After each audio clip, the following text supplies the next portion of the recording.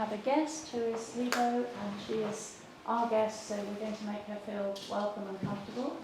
So, Hibo Wardare is a campaigner against FGM, which is female genital mutilation, which is something that goes on all over the world, but also does happen in this country as well. And Hibo is part of this organisation called Educate, Not Mutilate. So she's going to tell us all about the issue and the campaign. Thank you so much. Hello, everyone. Oh, thank you so much. So, as Margaret said, my name is Hibo Wardare.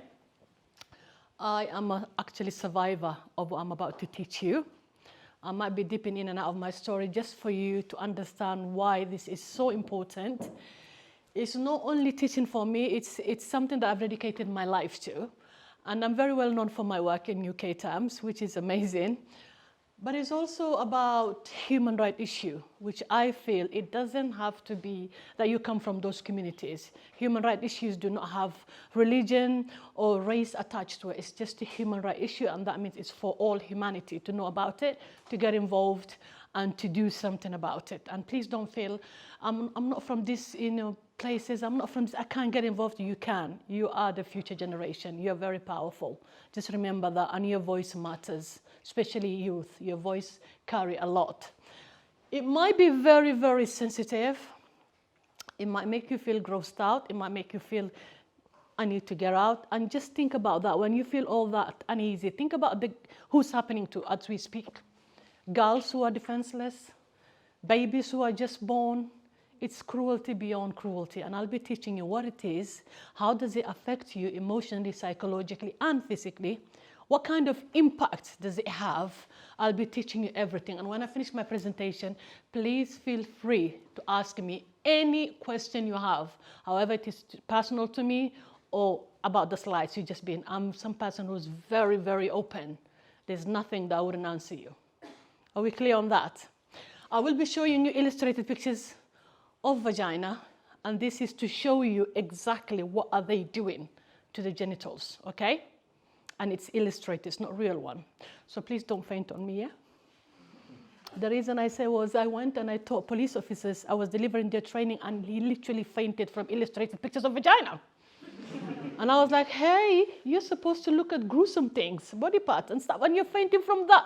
What's gonna happen if you see a real vagina? You're gonna die? So for me, it was about that. So please, do not faint on me. So I made you laugh now. Let's get into the serial part.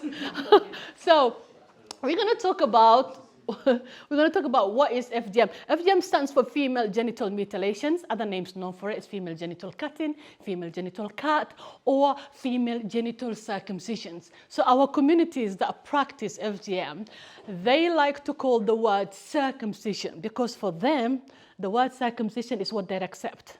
For them, they don't see it's a cruel thing, it's a horrific thing, it's against your human rights. They don't see that. They see it's part of their tradition, their culture, it's part of them. But in reality, it is cruel, it is abuse, it is child abuse, and it is horrific. And this is where we are going to learn about it.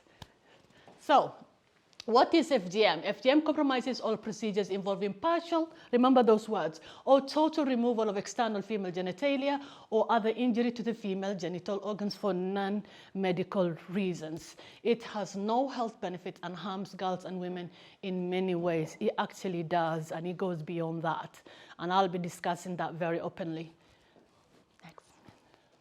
So, it also involves removing and damaging a healthy, normal female genital tissue, and henceforth interferes with the natural functions of girls' and women's bodies. When I say it actually interferes, it really does. And you will be wondering how. And I will be discussing that in a very open, detailed way for you to understand what that means. Now, here are the types that communities favor. So type 1 is called clitoridectomy, and that is total removal of the clitoris. And if you don't know what clitoris is, they color the green color for you, so you know where it is. Yeah. Type 2 is called excision. Again, is either total or partial removal of the clitoris, plus some of the labia majora also is removed. As you can see, the green color spreads a bit more. In some communities, what they do, they remove the whole clitoris and then put 2 stitches there, or they just remove the whole clitoris and leave the labias alone. So that is type 2. Type 3, the worst type of all, is called infibulation. And you can see it's total removal of everything. Clitoris is gone, labias is gone, whatever skin is left. I want you to study picture 2 and picture 3. Now, who can tell me the immediate difference that you can see between picture 2 and picture 3? Remember, I teach year 6 and year 4, and they're very good at telling me what they can see. Who can tell me what can you see the 2 major differences between picture 2 and picture 3? Yes? There's a stitching. Okay, what else? Yeah? Yeah. So she basically told you what I was asking. So picture 2, you can see clearly there's a stitching. Picture 3, you can't see stitching. And then you can see picture 2, the vagina hole looks big, but that is a deception picture. That means when that goes to urinate, it comes out quick droplets. Picture 3, when she goes to urinate, it comes out slow droplets. That means that girl will take up to 10 minutes and over just to empty her bladder. Can you imagine if you are in Western world like UK and you go to school or college, are you allowed to be in the toilet for 10 minutes? Are you? Why not? Put your hand up, explain why. Why are you not allowed to be 10 minutes? Yeah. We have to go back to a lesson. You have to go back to lesson. Teachers will be worried. Yeah. And the teachers will think you're messing around. Yes. There might be other people waiting. Many things. Now imagine that. And now picture 3, you can see stitching. That's not stitching, but it's almost sealed up.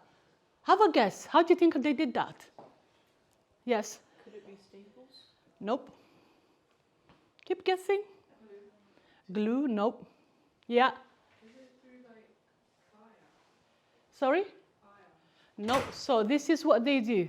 Your cutter, if she does not have threads and needles to stitch you up, she will use thorns. Yeah, thorns, and pierce from one side to the other. As you can see, there's literally holes on the side, and those thorns stay there. And you can see those holes. There's 1, 2, 3, 4, 5, 6, 7, 8. So you will have 8 thorns staying there until you heal up, and that could be 3 to 4 weeks. Don't even mention about the complications that can arise from that. I told you earlier, I'm a survivor of this the practice. I was mutilated when I was 6 years old, and I underwent type 3, but I did not undergo this one. They stitched me up. Type 4 is to do with all non-medical procedures like piercing, pricking, incising, scraping, cauterizing genital area. This, if you are in UK and you are under 18 years old, you're not allowed to do anything to your genitals unless it is for medical purpose. Are we clear on that? Yeah? Brilliant. Next one. So, how is it performed?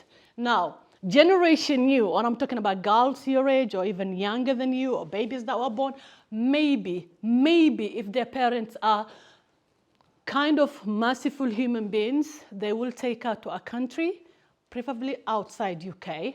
Take her to a countries like Dubai, you know, African countries, Asian countries, pay a few $100s, and voila, they are done under general anesthesia. What do I mean by that? They're done in a clean environment. What do I mean by that? Where have they been taken? Where would you be taken if you are going to have any hospitals. So they are done under, you know, humanely, I would say that. But some of them still will be exposed to this, which is... Is it legal? We're coming to that. Hold on to your thoughts. Okay, I'll come back to that. UK countries that they go, some of the countries that they go do have laws, but these are where these countries do not uphold this law at all. It's just to show the United Nations that they have a law, but it's never, ever, ever, ever enforced. So traditional birth attendant, this is woman, most likely is a woman who has never had any medical background, never, ever, ever, ever went to school to learn how to cut things and stuff. She comes from the line of cutters. What do I mean by that? She comes from, her mother is a cutter, her grandmother is cutter. Since she's young, she's always made to sit next to her parents and her grandmother to see how girls are cut, because she be the one inheriting that. There's no anesthesia used. I was 6 years old. I remember every little drop of what happened to me that morning. There was no anesthesia, but people that you loved and trust are the ones holding you down. That day, however you scream is ignored. That day, however you begged for mercy, you're ignored. Everything about you is ignored, because what they're doing to you, they believe is good for you. It's their, my mother believed it was her duty to keep me pure and clean. We'll discuss that a bit more. It was that. But as a 6-year-old, you don't think about that, do you? You love your parent, they're your protectors, they're your everything. And then you really feel like, after that, you feel like, what happened to my parents? Where are they? Why were they ignored? Was my screams didn't count anything? Where was my mom? You feel so alone. There's no words to describe that. Your trust is broken, your love is broken, everything about you is broken. They used horrific, equipment like razors, pieces of cloth. My one, she had a dirty razor, and I never understood why the razors had brown stuff on them, because my father used to shave, and they were silver. I could never understand why did it have so many shades of brown, until I grew up older, and I was told that was rusty, dirty ones, because she will not cut one girl that morning. She will go and cut 15 to 20 girls that morning and use the same razors. Wounds held together with thorns, as I explained to you. And then the worst part is, once they've butchered you alive and there's no medication to help you cope with pain, your body is literally ravaged in pain.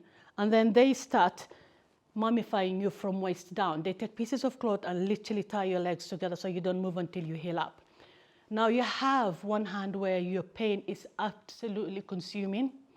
And then you have the other hand where you have a raging hunger because you're not fed properly. Combined two, it's like life on hell. You live in hell.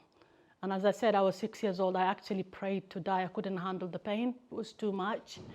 And a lot of girls will die purely from the shock and pain that their body will experience that morning. Next one. Next. Oh, sorry.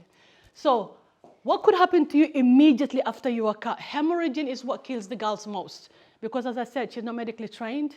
Your body can go into shock. You can bleed badly. She cut somewhere she shouldn't be cutting, and that causes death. Severe pain and shock. I couldn't understand what that means. My son is a doctor, and I asked him, and I said to him, what does severe pain and shock mean? And how does that cause death? And his answer to that was, if your body experiences quick succession of pain, and it wasn't meant to experience that, and he said your heart can give up. It's too much pressure, and your body can't handle it, and that can cause death. Urine retention means your urge to go to urinate also is disrupted, and that means urine it needs to come out of your body. It's a waste that needs to come out of your body. If it doesn't, it can cause a lot of problems as well. Injury to adjustment tissues means they are literally yanking your legs apart. When I say yanking, you feel like they are going to remove it from the socket. That's how hard they're holding you. And you're trying to close. And because of that, she might cut somewhere she shouldn't cut. So you end up having extra injuries from that. You could also end up with fractures and dislocations, death due to severe bleeding, which is hemorrhaging, and shock. Septicemia. She uses same equipment for many other that morning, and that means that equipment are not cleaned, and that means infection can arise from that, which turns your blood into poison, which means you're most likely to die from that as well. Long-term complication means, how does it affect you for the rest of your life? I came to UK when I was only 18. Very slim, not vivacious like now I am. I like my body now though. Mom of 7, not bad, is it? Very dope. My son will die and kids for him say, well, dope. Yeah, but I feel dope. So, how do you say it if somebody looks gorgeous? How do you say it? You've got your language, I know. What do you say? Some people say lang. Ooh, I'm a langalicious then, aren't I? Yeah, I got that. So, oh my God, I'm going to use that word when I get home. I've got 16 and I'm like, Adam, yeah, what's a langalicious means? Because I am one. Why do you not leave me alone? Why do you involve me in your language? I'm like, huh? So I came to this country when I was 18, and I didn't know one word English. And most of us were having difficulties. Passing urine was difficult. But you didn't want to go to the doctors to seek help. Why? What was preventing me to go and seek help from the doctors? Yes? Like stigma. Stigma, yes. What else? As messed up as it is, it could be a fear of your parents being arrested. They weren't here. I was on my own freedom. Hey, 18-year-old, no parent, imagine that. It was. You felt like you were a freak of nature. I felt like if I go to the doctor, they will see me and they will think, oh, where she come from? Her backgrounds are very cruel people. Language was a barrier. None of us did, and most of the girls who didn't actually ended up having major kidney problems because if you have a urine infection, whether you're cut or not, if it's not treated quickly, you could end up with major kidney failures. Why do I say a girl who might have undergone type 3 might having painful, difficult periods? Why do I say that? Why would she be having painful, difficult periods? Yes? Because obviously the periods like goes through like the vagina and stuff, so like it's a natural process, and if what's been cut like was also natural, it's just like it just interferes with it and stuff. So just like how the urine is like difficult to pass. The vagina hole is so tiny, it's like a tip of a matchstick. That's how the vagina hole is. And period needs to flow. And if it doesn't, it can cause major, major pelvic infection, which actually can lead into infertility. Imagine that you're right to have a child. You don't know that is affected until you come to that stage in your life and you're trying to have a child and you're told you can't have a child because of what was done to you has caused that. So I can't even understand that what those women go through. As I said earlier, I'm a mom of 7. I wouldn't imagine my life without children. So being told you can't have a children. What do you think that woman is feeling at that moment? Being told something that was done to you when you were little has caused this pain, yeah? Maybe a bit sad and confused. Sad and confused. And let down. Yeah, sad and confused. What else? Full of rage, anger, it's so hard to understand something that your parents did and believed it was good for you has robbed you what you really wanted to have, which is kids. Why do I say also causes sexual dysfunction? And what do I mean by sexual dysfunction? I love when year 6 explained this. It's so cute. She can't be the only one answering. Come on, yes? You just can't have sex. You can have sex. Brilliant. You getting orgasm is tampered with. The reason being is the major thing about that is the psychological attachment to your genitals. You only think everything that can happen between your legs, especially in your genitals, is trauma because that's what you remember. You remember the first time anybody touched your genitals, it was associated with an imaginary pain. Where does the women's most pleasure come from? I'm looking at the boys. Who's going to answer me that? Yes? No? Yes? The clitoris, please. Can we say the clitoris? Yeah. So that also is removed, and that also can cause problems. Having said that, you can still get sexual pleasure, but it depends on how much do you really want to dig into yourself. And that means tackling your trauma. That means reacquainting with your genitals and understanding that side of you was built to feel pleasure from. It's a natural function that was, tampered with. So it's a lot is involved. And plus, your partner have to be an amazing person, otherwise you're screwed. So, and cysts is caused, sometimes cysts can be caused by the period that are gathered inside, literally can. I work with a clinic called the Lotus Clinic. We started this clinic back in 2015, and today is very, very successful that the government modeled 8 more clinics last year on our clinic. So we have seen women with a cyst, and they never bothered to go and check the cyst because for them, it didn't give it pain to them, it didn't bother them, it was just there.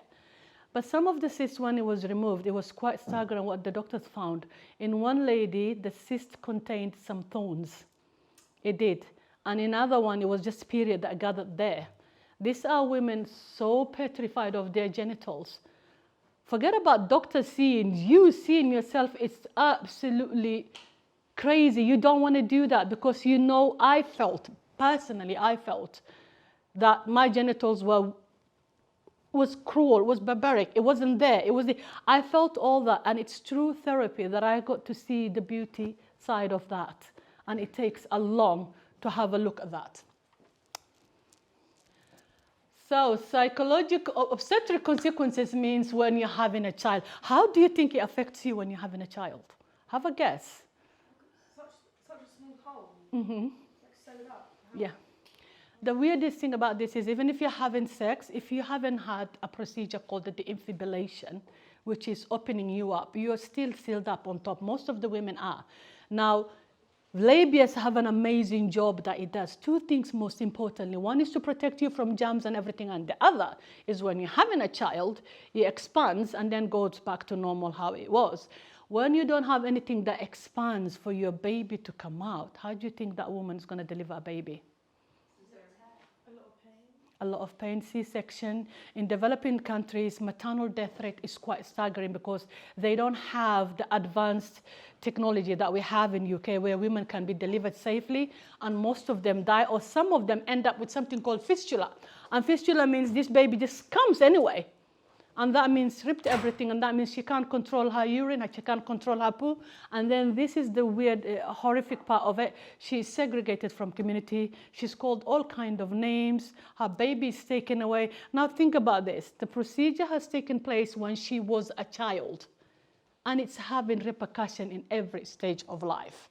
It can also cause problems when you're having a baby, because the minute you become pregnant, if you are the first time pregnant person, you are very happy, you're thinking, I'm having a baby, I'm going to be a mother, and then, bam, your trauma comes and says, how are you going to deliver this baby? How are you going to have this baby? Are you going to die? Is the baby going to die? What are the professionals going to think of? How? That can actually truly affect you in giving birth as well. So psychological side of it is huge. Flashback is huge. As I said, during pregnancy, you're more likely to have flashbacks than any other time. How do you deal with flashback? Even I don't escape flashback. But when I have flashback and I've got 7 kids, it's quite hilarious and funny because I'll just pick on one of them. Why? Because I gave birth to you, so I have a right to do that. I'm kidding. But it's like my son, especially the doctor one. I tell him hi, he will take 2 days to say, oh, hi, Mom. I'm like, I just sent this message 2 days ago. Why you didn't reply? Oh, I was busy at the hospital. I'm like, okay. So you know Snapchat? I never, ever, ever posted Snapchat, but I love the filters. So I'll go to the filter that makes me look like a sheikh. And I put a red lipstick and I'll be like, Salaam alaikum, Abdi, where are you? Mom is online. And he's like, oh my God, did you send me that? And I'm like, yeah, see how quickly that took? Seconds, you replied. What was that? Or I'll just go, my son will tell me. Last year when he was GCSE, he was doing GCSE, he would say, please don't go to my English teacher. Just let's not go to English teacher. And I'm like, where should we go? Maths and all that. And I'm like, okay. You never tell your parents not to go to that class. Of course, we want to go to that class when it's parents' evening. So I went to his English teacher, and she was like, Adam is good, but I can't read his handwriting. And I went, okay, is there any chance that I can see his book? And she said, yeah. She brought his book. My head hurt. Literally, I had a migraine looking at his book. So I just took my phone and just snapped pictures. And it looked like, if you've ever gone to a farm where there's animals and stuff, and it rained, and then you went to the chicken coop, you know how the chicken, made prints on the mud?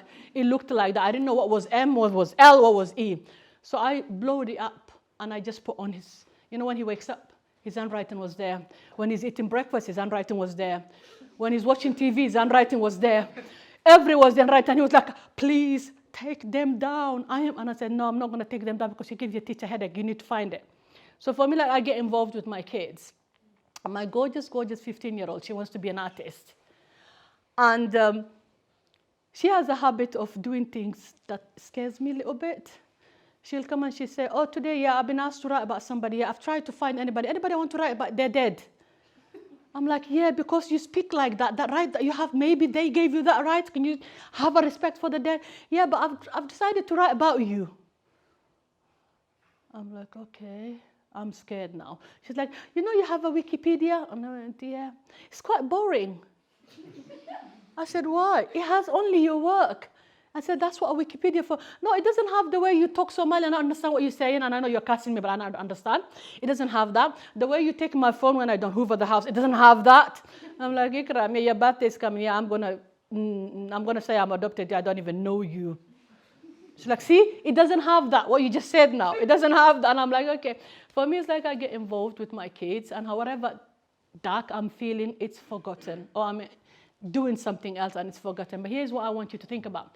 Our communities, they don't understand mental health. And I think that's generally for everybody. They hear the word mental health and they think, you're crazy. And we are running away from the stigma, the labeling, everything. So for us, women who are suffering with deep, dark depression, they don't know that. And I was one of them. When I went to seek help, I didn't know I was in a deep, dark depression until I started talking. And we're talking about 10 years ago. And it does cause a lot of mental health problems because they don't go and seek help, because this is normalized in our communities. If you're feeling deep dark, it's part of life. Death that comes with FGM is part of life. If a girl dies, they will say, it was her time to go. It wasn't. It was what was done to her that caused that death. But because they put it that way, it has been part of life. It's also causing relationship issues. We've seen women who are domestically abused because they didn't want to be intimate with their husband. But he says, I'm your husband. I have the right. I'm having sex. Otherwise, no, there's going to be physical violence involved. We have seen women who've been divorced because the husband said, she doesn't enjoy intimacy, so I'm just going. It's a nightmare. It takes less than an hour. As I said earlier, repercussions is for life. Are you angry, feeling betrayed by your own parents? 99% of the survivors, including me, will tell you no. I forgave my mother. I forgave my mother because when I became first time pregnant, that's back in 1990, I just couldn't carry the pain, the anguish, the anger, everything I had, I couldn't. I just thought I need to be a parent. And in order for me to be a parent, I can't carry this. But I didn't tell her that until 10 years later when she was dying and she asked me on her deathbed if I forgave her. And I said to her, yes. When? 10 years ago. Why you didn't tell me? I said it was a private forgiving. I didn't want to say anything. It was for me and my child. So, but most of them will tell you they don't have animosity or anger or anything like that. But for me, if my mom was alive today, I would want to know one thing. How can you mute your child's scream? I can't do that.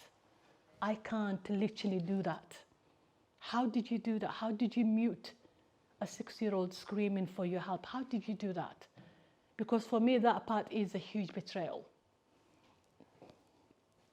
So why do they cut girls? Now, it preserves respect and it brings status and respect. It preserves virginity. In my community, the reason they're removing clitoris, they say they don't want you to be sexually insatiable. They believe clitoris makes you horny. All kind of things that it shouldn't be. They think about that, and that's why they're removing. And then they're stitching you up so you don't dare to have sex before marriage. And here's the marriage part. They're going to pair you out with one of cousins. And in my cousin, they were all scruffy. I didn't like none of them. And I was like, God, please, no. And thank God I didn't. But most of them will be like that. So your life is mapped out from the day you were born.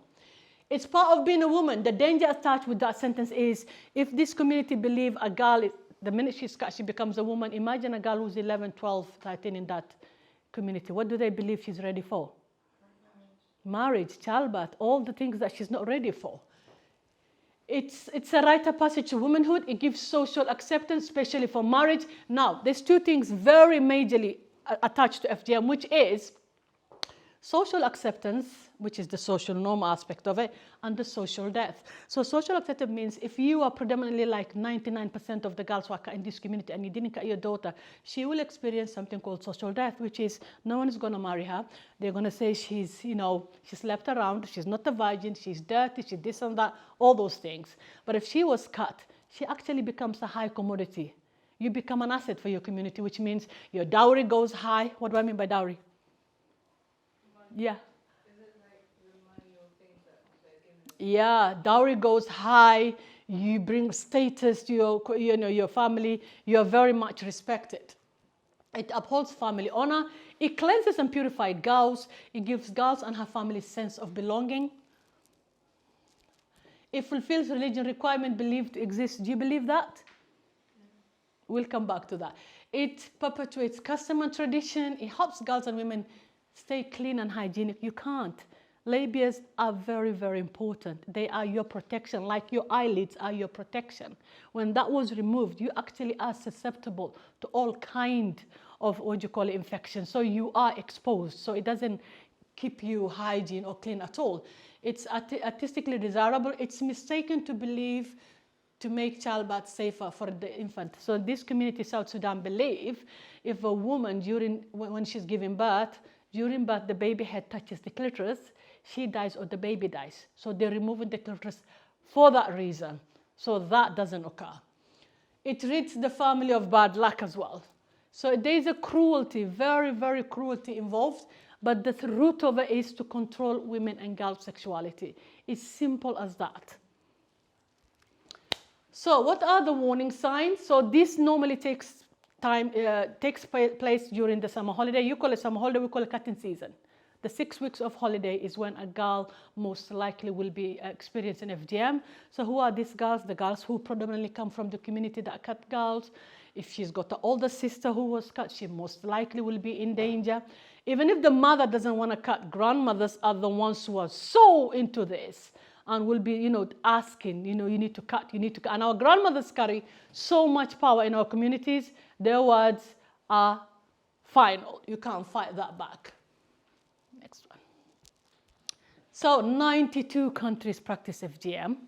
So it's mostly done in Africa, in Asia, Middle East, Latin America, Europe, North America. It's actually everywhere. People think when they hear FGM, it's about brown-skinned girls. There are girls who have got blonde hair, blue eyes, who are actually undergone FGM. They come from Chechnya, they come from Uzbekistan, Azerbaijan. They come from all those countries, Somalia, Ethiopia, Eritrea, Colombia. It's happening here in UK. It's happening in North America. It is a global problem. Next, miss. So FGM is not in anybody book of belief. It's not in Quran, Torah, Bible, or anybody book of belief. It actually predates religion, but it's practiced by all. Muslim, Christian, and Jews all practice it. And it's not like predominantly this religion would practice or this religion would practice. It's practiced purely because for those who are cutting girls, they either believe it's a tradition or cultural practice, which is the same similar thing anyway. So that is how, but it's never a religion requirement. We have more than 66,000 girls at risk in UK. Since 2015, we've been collecting data with NHS. We do know now we've got 170,000 women and girls that are logged in here in UK. Globally, over 200 million women and girls are cut. Each day, more than 11,000 girls are mutilated globally. Yes, miss. So UK prohibited this back in 1985. We've only had one prosecution ever. That prosecution came from my borough. A doctor that I trained a few years ago that I didn't know about was the one who treated this 3-year-old girl. She was only 3, taken to the hospital bleeding really bad, and she was saved. This girl, after a few weeks, told her own foster care what was done to her while her mother protested. She didn't do nothing, and she explained that her daughter climbed on a table to get a biscuit, and she fell down. On her way down, the table had a little metal sticking out. She hit her clitoris there, and that's how the whole clitoris came off. But that was wrong, and many doctors checked, and it was confirmed it was an FGM performed. She was sent down for 14-year jail term. Next one. And these are other laws that I'm very, very proud of because I was part of the consultation. As we're speaking now, there's a girl or a woman, I don't know who she is, using anonymity for life because the case in FGM in UK is going to be media circus. So we wouldn't know who she is, where she comes from, her background, nothing. She is prosecuting her parents for performing FGM on her. FGM protection orders has been working beautifully. We've given up to 500 now. This is where a girl comes to her school or anywhere she is and tells she's under 18, you have to be under 18 to get protection order, and say I might be in danger, and you've triggered it. That means social workers get involved, police get involved. If it transpires you actually are in danger, you will be given the order, which means if you had a passport, it will be destroyed until you turn 18. You can't have passports. Parents' passport will be taken away as well. You will also given a choice. Do you want to live with your parent or do you want to live in a foster care? And I can tell you 99% of the girls said we want to live with our parents. They just didn't want to, they didn't feel safe going anywhere with them. And this mandatory reporting, this is for your teachers. They have 2 times that they really need to report it to the police. If you tell them verbally you've undergone FGM and you're under 18, or if for some reason physically they've seen that you've undergone FGM, they have a legal duty to call the police. Well, that is FGM. I am a survivor, as I said to you. I've dedicated my life to teach. And for me, I wholeheartedly believe in youth. You are the ones that to change the future, to shape the future. And I want you, it's much more than FGM. I want you to have a confidence in tackling any other thing that is difficult that you might face in your life. And I hope I've given you everything. That is our organization, Educate Not Mutilate. Please go to our page if you can. You can give a feedback on the page or on Instagram. It will be brilliant to hear from you what you thought of the lesson. That is my book, which is going to be a movie. Very excited. Can't tell you who's in it. Can't tell you who's doing it. Can't tell you the name. Basically, I can only say it's a movie until they announce. Thank you so much for listening to me very respectfully. Thank you very much.